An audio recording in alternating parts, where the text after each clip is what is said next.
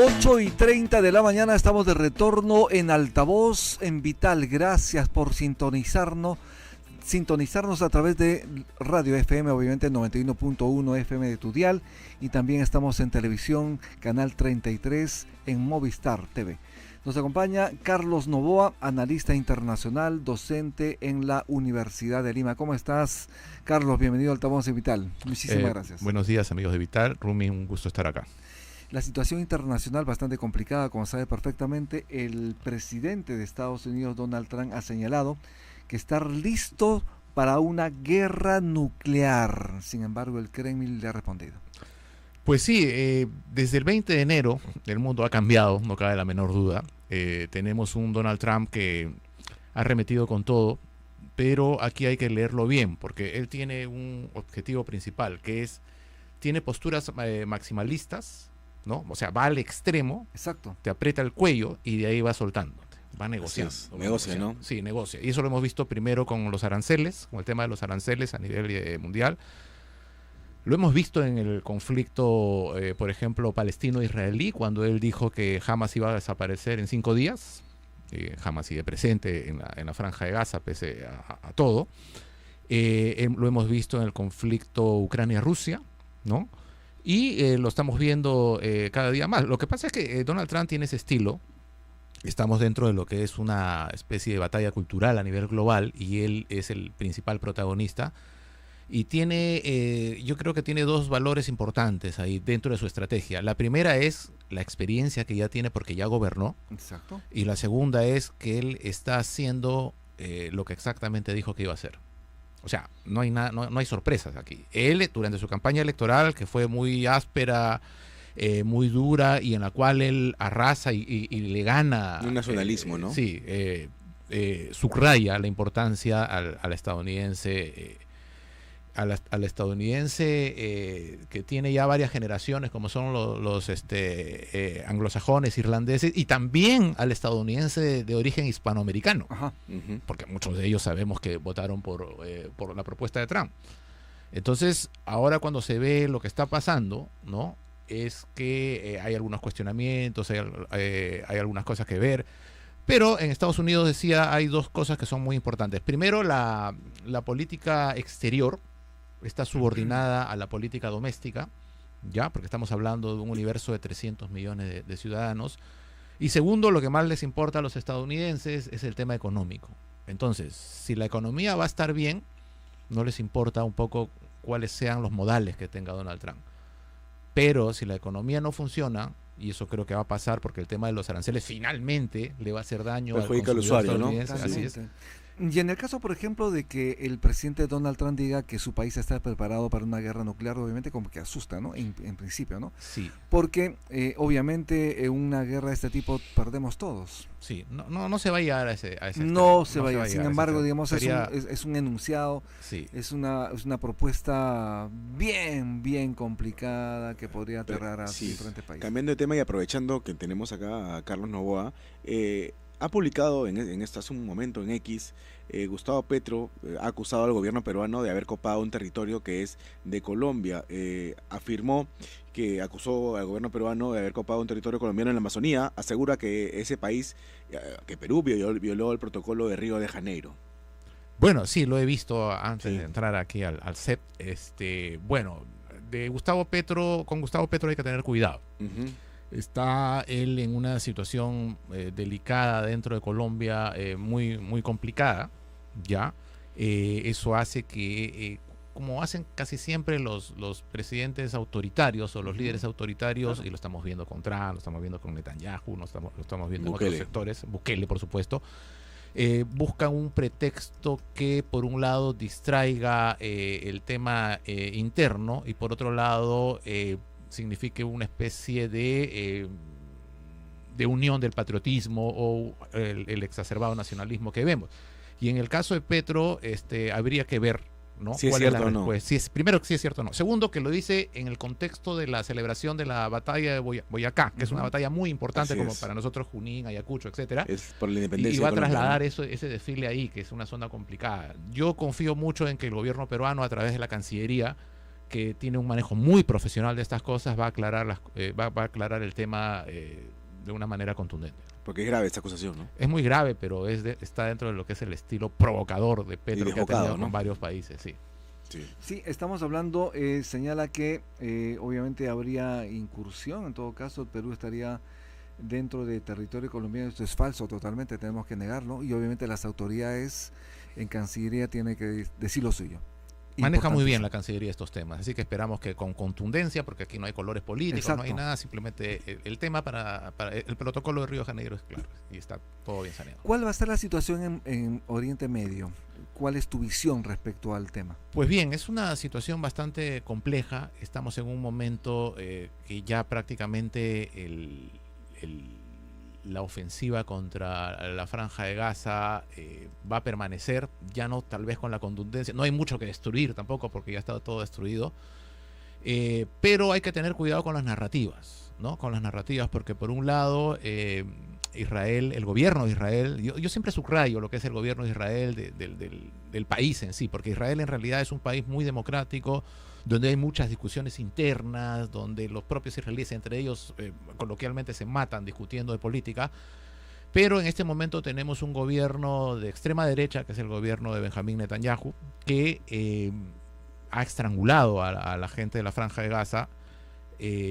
Tenemos todavía una veintena de israelíes secuestrados dentro de la Franja de Gaza, y tenemos a Hamas, que si bien es cierto está debilitado, todavía sigue manteniendo el control de la franja. Y eso para mí es delicado, porque eso no es ningún síntoma de triunfo, sino todo lo contrario. Ahora, bien, Israel solo no va a poder derrotar a Hamas, porque Hamas está ahí y puede haber muerto toda la cúpula, pero siempre está en reproducción. Estamos hablando de una población de 2 millones de habitantes que está más de 20 años en conflicto. Entonces todos los adolescentes y los jóvenes no conocen un mundo libre, no conocen un mundo normal, vamos a decir así. Entonces es un caldo de cultivo importante. Ahora, esto lo extrapolamos a toda la región del Medio Oriente y el Golfo Pérsico. Tenemos el tema de Irán. Irán ha estado muy debilitado por los golpes recibidos en la reciente guerra entre Israel e Irán. La guerra de 12 días. La guerra de 12 días, así es, que no triunfó ni uno ni el otro. Estaba claro que tanto Israel como Irán necesitaban tener un alto el fuego, necesitaban llegar a un acuerdo, porque hemos visto que Irán logró penetrar en territorio israelí. De repente no le hizo mucho daño, pero sí provocó muertes. Sí, los misiles iraníes lograron alcanzar ciudades importantes como Haifa, claro, Tel Aviv, ¿no? Y en el caso de, a Israel se le estaba agotando, y en el caso iraní también había un agotamiento, porque ya no había forma de resistir más. Entonces ahí también, ¿no? La situación en Medio Oriente siempre va a ser complicada. Yo creo que hay que mirar el Medio Oriente dentro de lo que es la visión en el mundo. Creo que actualmente en el mundo estamos asistiendo a una batalla cultural, ¿no? Entre izquierda y derecha, o entre posturas ideológicas, vamos a decir así, que se cuestiona lo que ha sido el mundo post Segunda Guerra Mundial. Ese mundo post Segunda Guerra Mundial está llegando a su fin. Entonces ese es el cambio que estamos viendo. No sabemos bien hacia dónde vamos, pero estamos en una situación de cambio que tiene que ver con otro tipo de actores, como son las redes sociales, ¿no? Las nuevas generaciones tecnológicas. Es decir, ahora ya no se puede soltar algo, un bulo así nomás. Hay gente que lo va a creer, pero las redes sociales nos tienen controlados a todos, pues, de alguna forma, ¿no? ¿Crees tú que Irán va a seguir siendo una amenaza para Israel en todo momento? Sí, sí lo es. Sí lo es, porque Irán, que es un país emblemático, que es un país muy histórico, heredero de lo que es la cultura persa. Exacto. Ya cambió mucho con la Revolución Islámica de 1979. Antes de 1979, el país de los Shah, Irán, era aliado de Israel, era aliado de Occidente, era aliado de Estados Unidos, por supuesto. Cambió todo, y en la constitución iraní se habla de la destrucción del sionismo israelí. La constitución sí, lo dicen los ayatolás. Quieren acabar con el mundo libre, ¿no? Entonces, es un poco la razón de ser de este régimen. Pero dentro de Irán también es un país extraordinario de ver y de analizar, porque no es lo que lo que se puede ver desde Occidente, que es un país como Afganistán, por ejemplo, sino Irán es un país bien abierto, bien grande. Lo que pasa es que la cúpula de gobierno está liderada por un grupo de ayatolas, es una república islámica donde la política se subordina a la religión, pero es una población de 83 millones de habitantes y donde hay mucha gente que quiere ser occidental. Es decir, hay una suerte de permisividad que tiene el régimen de los ayatolas con los jóvenes. Mientras no choquen con el gobierno no hay ningún problema, pero digamos, tiene sectores muy occidentalizados y no tiene armas nucleares todavía, pero sí está en preparación. Entonces, hoy, más bien con esta guerra, ellos han expulsado a los inspectores de la Organización de Energía Atómica, que son los que fiscalizan todo esto, y bueno, en unos años podrán tener sus armas nucleares. Las tiene Israel, sí, las tiene Estados Unidos, sí. Pero, mira, Israel es un país que es el tamaño del departamento de Ica, es muy pequeño. Entonces, cualquier acción militar, o los israelíes saben que si lanzan una bomba nuclear, algo así, va a tener algún tipo de repercusión. Y eso sería pues el exterminio de todo, ¿no? Y es peligroso que tenga armas nucleares Irán, que es una... Es muy peligroso porque, ¿no? claro, no se someten a ningún tipo de control y, bueno, dado que ellos tienen como objetivo desaparecer al Estado de Israel... Pero el primer golpe lo dio Israel preventivamente contra Irán y eso obviamente desencadenó lo que hemos visto ya. Pero sí. ¿Cómo hacer de alguna manera para que internacionalmente veamos a un sector, a una región en paz? O sea, ¿cómo deberían actuar los países en esa dirección? Es la pregunta del millón. No del millón, de los 100 millones, creo yo, ¿no? Pero sí, es complicado.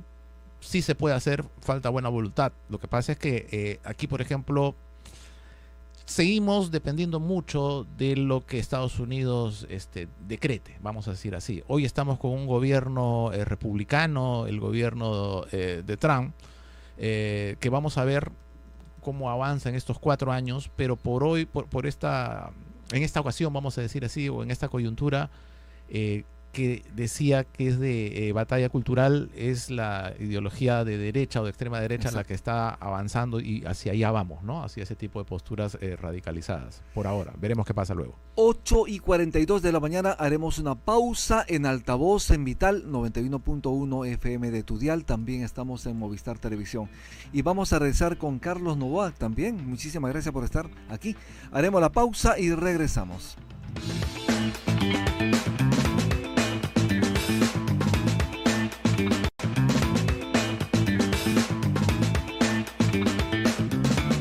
8:45 de la mañana, estamos de retorno en altavoz en Vital, también estamos en Movistar Televisión.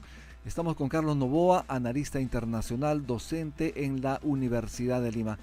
¿Cómo estás viendo el caso de El Salvador y el presidente Bukele? Como sabemos, tiene mucha aprobación de la gente en su país y además hay mucha aprobación de diversos sectores políticos en el Perú y otros más que buscan aplicar el modelo Bukele. Pero ¿cómo ves en principio a El Salvador con ese presidente? Bueno, el caso de Bukele es un fenómeno que lo hemos visto durante los últimos 5 años aproximadamente, cómo ha ido avanzando con una estrategia de control de la seguridad en su país, que dicho sea de paso era uno de los más violentos de Centroamérica. Hace 5 o 10 años escuchar hablar de la famosa banda La Mara Salvatrucha pues era sinónimo de terrorismo, de peligro interno, etcétera. Y pensar que alguien podía controlar eso era una especie de utopía. Bukele lo ha hecho en El Salvador. Y eso le ha valido pues un reconocimiento muy importante. Y es un gran logro, obviamente. Es un gran logro. Las maras salvatruchas hacían muerte y destrucción a cada paso. Y ahí viene la segunda parte. Aunque es un gran logro, tiene un costo mayor. Tiene un costo que va contra muchas cosas. Defensa de los derechos humanos, meter presos a todo el mundo, etcétera. Y Bukele lo que ha hecho ahora, una decisión express del Congreso salvadoreño, controlado por él obviamente, como casi todas las instancias del Estado, es haber logrado pues la reelección perpetua. Y esto sí es algo muy peligroso, porque está convirtiendo a Bukele, que es muy admirado en Latinoamérica sobre todo, en un dictador que no tiene ningún tipo de contrapeso. ¿Ya es un dictador? Yo creo que va camino a eso, ¿no? Porque va a empezar un nuevo periodo, ¿no? Digamos que su periodo actual todavía es legítimo, vamos a decir Porque así. tuvo una sentencia de Poder Judicial que le permitió la reelección, aunque el Poder Judicial Sí. también está controlado por él, ¿no? Exacto, no, y además esa reelección era por una vez, una única Claro. vez. Entonces ahora el tema con El Salvador, al igual que los temas centroamericanos y latinoamericanos en general, es el tema de la institucionalidad. Porque, a ver, veamos, Donald Trump, por ejemplo, en los Estados Unidos, en su gobierno anterior no se quiso ir, ¿no? Atacaron el Congreso, él nunca admitió que había perdido en la justa electoral, Denunció fraude, ¿no? denunció fraude, pero fueron las instituciones democráticas, más de 200 años de democracia en los Estados Unidos, que permitieron que esto se regularice, vamos a decir así. Ujú. Hoy Trump está a medio año de su primer año de gobierno, tiene 4 años, y 4 años sabemos que se pasan muy rápido. Volando, sí. En México tú veías a López Obrador 6 años. Exacto. Acá en Estados Unidos, como en Colombia, son solo 4 años. 4 años se Como pasan una muy reelección rápido. de por vida, ¿no? Exacto. Entonces, Trump ya no tendría opción de quedarse. Ahora él dice que va a hacer algunos. Yo no sé si se va a lograr eso. Difícil, complicado. difícil porque Trump tiene mayoría en el Congreso, sí, pero es mínima. Ujú. No tiene el control del Poder Judicial, que es clave en el resto de países de Latinoamérica, por supuesto, y sobre todo tiene a los medios de comunicación divididos, ¿no? La gran mayoría está en contra. Entonces, esa institucionalidad seguramente va a dar sus frutos, cosa que no ocurre en El Salvador, como hemos visto en otros países de izquierda, derecha, acá no importa la ideología, de nuestra alicaída región, que en este aspecto cada vez que un dictador o un aprendiz de dictador o aspirante a dictador trata de tener el control, sabe cómo hacer copando las principales instituciones del Estado, ¿no? Y ahora los candidatos que quieren imitar o pretendían ser el Bukele peruano, ya no creo que quieran, ¿no? Yo creo que no, se lo van a pensar, pero El Salvador es un país de 6 millones de habitantes. Es, digamos, menos de lo que es la ciudad de Lima, ¿no? Es un país que digamos, no tiene las características de los países andinos, que tienen costa, sierra, selva. No se puede comparar, es Y incomparable. además una decisión que es mal ejemplo para los países latinoamericanos, ¿no? Que muchas veces hemos caído en esas tentaciones de continuar perpetuando a los presidentes en el poder. Así es. Y lo vemos, eso siempre termina mal. Y una cosa que me gustaría subrayar es que Bukele, que es visto como una especie de figura de la ultraderecha latinoamericana y bien saludado por los presidentes de derecha y los sectores de derecha de Latinoamérica, hoy con esta última decisión está siendo criticado por todos, izquierda, derecha, porque más allá de ideologías, lo que se está viendo pues es esa intención. Recorte de perpetuar. libertades, ¿no? Así es, En absoluto. algún momento se pensó incluso que los presos de alta peligrosidad deberían ir a las cárceles de Bukele. Obviamente esto sería muy costosísimo para el país, obviamente, cuando se requiere en el Perú construir las cárceles que necesitamos, ¿no? Podríamos seguir el modelo Bukele en ese sentido, por ejemplo, la construcción de cárceles de alta seguridad. Sin embargo, enviar presos de alta peligrosidad, como en algún momento lo hizo Estados Unidos, no daría resultado en el Perú, ¿crees tú? Claro que no, porque además es un costo altísimo. Claro. Yo leía que era como $20,000 anuales por preso. Entonces, ¿cómo vamos a pagar eso? Es inviable, digamos, ¿no? Es inviable. Eso simplemente es para la Cámara. Para ¿no? las tribunas, en Así su es, momento. para la en su tribuna. momento, Así es, efectivamente. así es. ¿Cómo ves tú el trabajo de la Cancillería peruana? Bueno, la Cancillería peruana es una de las instituciones más sólidas históricas del país. Yo creo que ellos son los que ponderan las cosas y creo que los ciudadanos peruanos tenemos que tener tranquilidad porque son funcionarios de primer nivel que conocen bien el mundo y protegen mucho los intereses nacionales. Porque hay una academia diplomática. Hay una precisamente, y academia- mayormente son obviamente de carrera. De carrera y sobre todo que tienen mucho prestigio y han tenido ya varias experiencias. Mira, una de las cosas que yo recuerdo con mucha alegría, vamos a decir así, es cuando fue el diferendo con Chile, ¿no? Claro. La labor no solamente de la Cancillería, sino que ahí fue una de las pocas veces que hemos visto una unidad. Bueno, la hemos visto cuando la selección peruana de fútbol tiene triunfos, Cuando ganaba. cuando ganaba, lamentablemente eso es cosa del pasado ahora, pero he visto una unidad de profesionales que venían de distintos gobiernos, que fueron convocados por el gobierno de aquel entonces, y el resultado fue un triunfo mayúsculo del Perú, ¿no? ¿Bolivia es un país, un estado fallido, un país fallido, como dice el presidente Dina Boluarte? No creo que tiene un gobierno fracasado, pero estado fallido es lo algo que más pasa es que complicado. el caso boliviano es muy interesante, porque miren, estamos a 2 semanas de las elecciones. De la primera vuelta, porque la segunda vuelta sería en octubre, ¿ya? Y lo que indican las encuestas es que el que triunfaría sería Samuel Doria, que es un empresario de derecha. Entonces yo creo que el escenario actual de Bolivia es muy importante de analizarlo, porque vamos a pasar de más o menos 20 años de gobiernos de izquierda, con toda la oleada de Evo Morales y lo que vino, a un gobierno probablemente de derecha.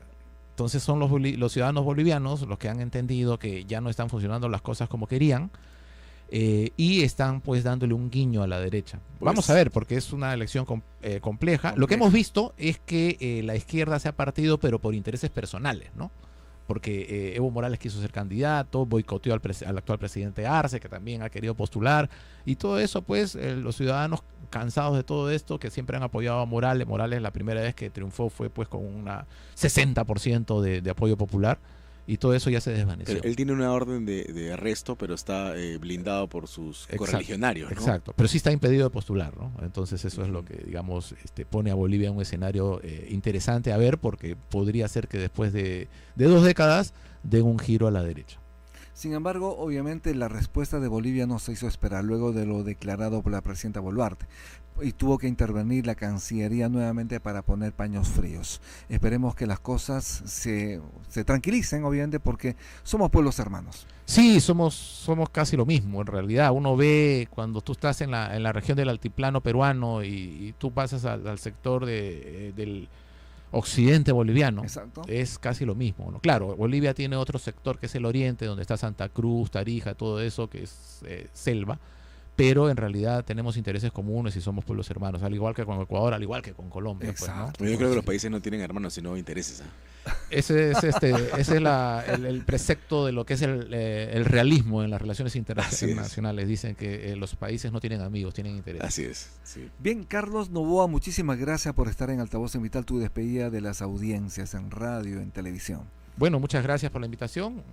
Cuando quieras estamos aquí, y es importante siempre dar una mirada al espectro internacional, como yo siempre le digo a mis alumnos, porque viendo lo internacional podemos entender lo que pasa en nuestro país. Muchas gracias. Bien, muchísimas gracias. Estuvimos con el doctor Carlos Novoa, internacionalista, docente en la Universidad de Lima. No tenemos tiempo para más. Nos vemos el día de mañana, que es feriado. Cumplimos además nuestro primer año en el aire, mañana en Altavoz en Vital. Al pie del cañón para celebrar nuestro primer año. Hasta el día de mañana, 7 en punto. Gracias por seguirnos. Chau, chau.